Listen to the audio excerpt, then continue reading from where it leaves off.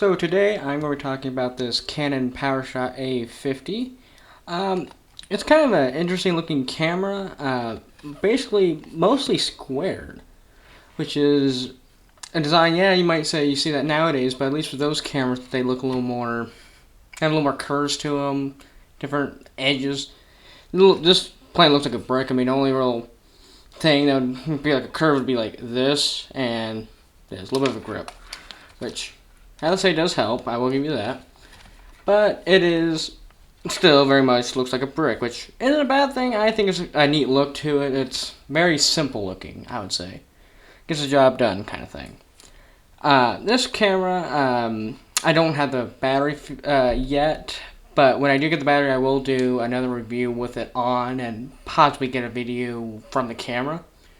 So you'll be able to see the video quality or pictures or whatever from it. But in the meantime, I will show the looks of it and tell a bit of information I do know about it. Of course, I believe it is all metal. I do believe it is all metal, which you might be able to hear. I like metal. Of course, here's the lens right here, which you have to have the power on to actually move it around. But, well, actually it moves it by itself. There's no like switch or something like that. So, it just plain does that kind of thing. But kind of has an interesting sound to it.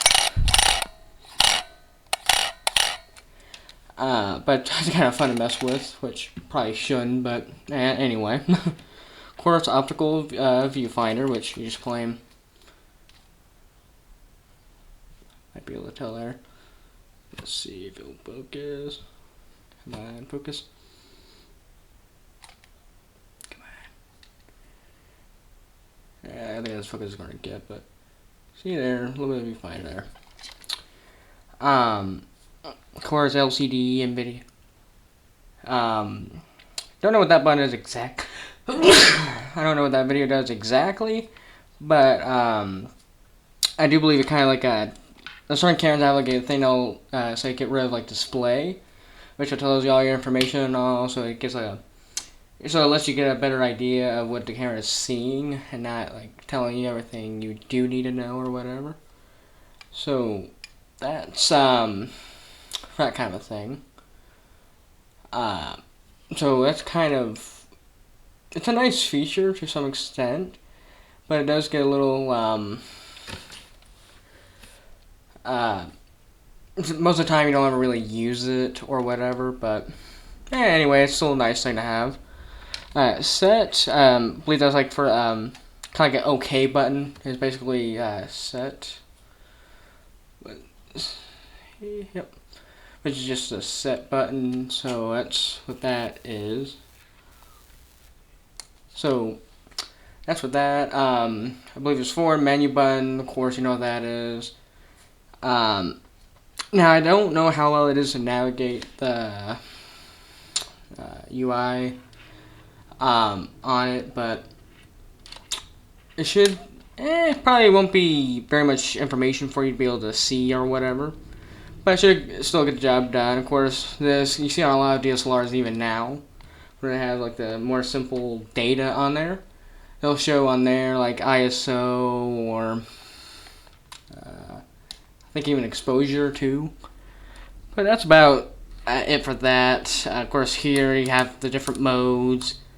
This one I do believe is just kind of like tells you, not tells you, but it's kind of like a burst shot, I do believe. Of course, PC connected to your computer, program auto. I think that's just plain all auto. This one I don't quite know, but maybe video, I doubt that. But play, which lets you see your photos or whatever. It's kind of a nice looking screen. At least it looks like it. And actually it feels quite sturdy. Like it feels very much solid. Even for an old camera, it does feel quite solid, which is definitely nice. Better than certain cameras even nowadays that are all plastic. This is very much all metal.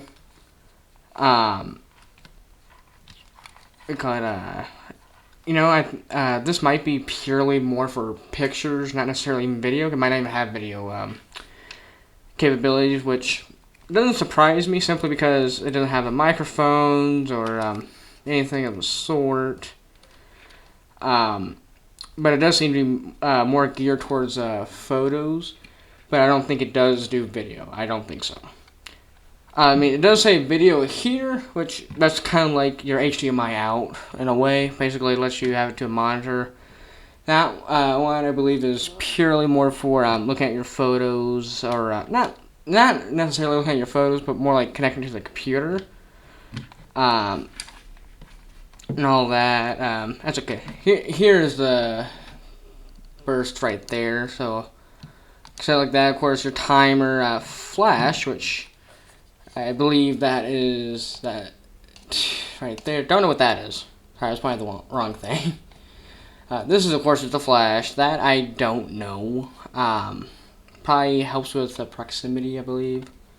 Current thing, of course, your normal tripod mount there. Of course, your battery open and all, which takes kind of a weird battery, and battery door is a little broken right now, but that's the battery. It's kind of a weird shape, but of course, your lock button, which locks it in place, which is kind of good for right now, for it being broken a little. Of course, this is your it takes CFs, which that's how you open it. It's just plain like that. Which actually also has this little lanyard mount, actually kind of swivels, which is different. A lot of times these have to be stationary or whatever, but at least this one moves around, which definitely very nice. And once you go across the camera that doesn't have that, you kind of miss it. This is how you release it, is like that. Which you get these cards. Of course, this is a 8 megabytes one, and they also do have ones with even more capacity, which this one has 2 gigabytes, so that's very much a nice one. I don't know if they're still making it by any chance, but if they do, then good kind of thing. It's definitely very bulky. But not a lot of cameras nowadays have it, if any at all. But older ones do, and I do find those cameras to be interesting, just like this. But yeah, I mean, all in all, this camera is very much a unique one. But again, sorry I couldn't have the battery for it. But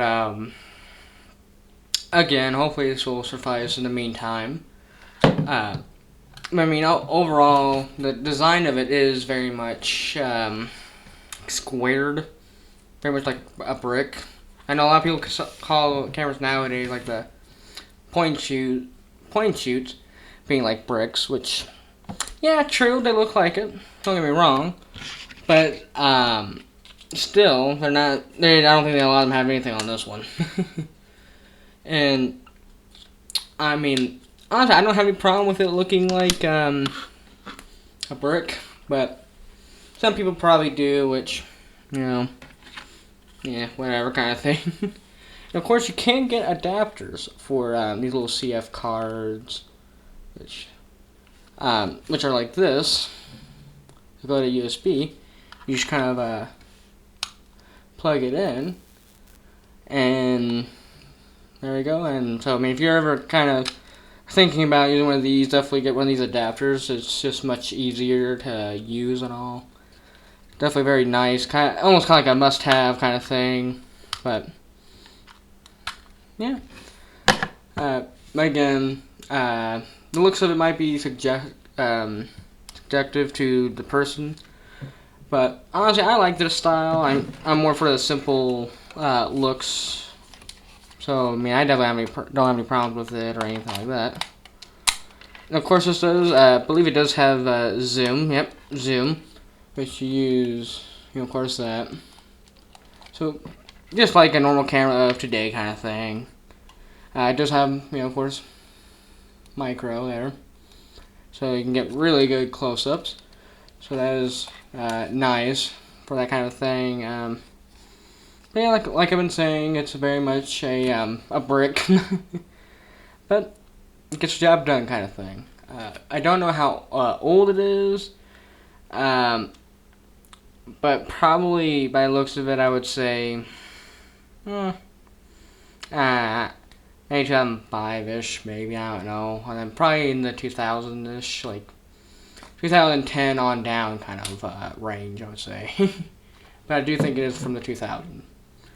So, again, very much a unique camera in certain ways, and of course, the lens is just fun to mess with. But again, I will get a video of the camera again once I get a battery for it. Thank you for watching. Please leave a comment for the next camera I should do. We'd love to hear your suggestions. Thank you.